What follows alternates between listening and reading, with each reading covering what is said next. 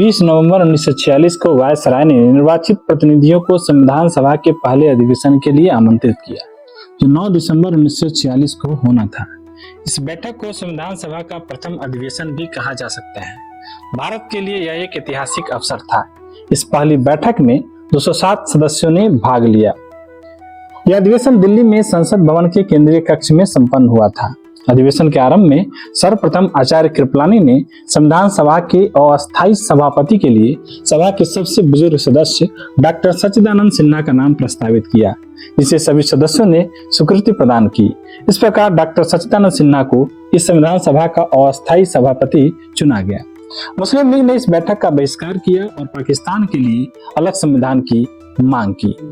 11 दिसंबर 1946 को संविधान सभा के अस्थायी अध्यक्ष डॉक्टर राजेंद्र प्रसाद निर्वाचित हुए। एक प्रक्रिया नियम समिति बनाई गई।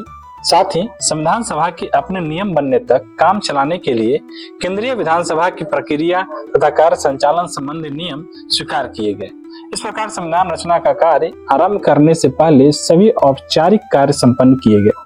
हैदराबाद एक ऐसी देशी रियासत थी जिसके प्रतिनिधि संविधान सभा में सम्मिलित नहीं हुए थे, परंतु यह देशी रियासतों को उनकी जनसंख्या के अनुपात में संविधान सभा में प्रतिनिधित्व दिया गया था। साधारणतः 10 लाख की आबादी पर एक स्थान आवंटन किया गया था। संविधान सभा की कार्यवाही 13 दिसंबर 1946 को जवाहरलाल नेहरू द्वारा पेश किए गए उद्देश्य प्रस्ताव के साथ प्रारंभ हुई।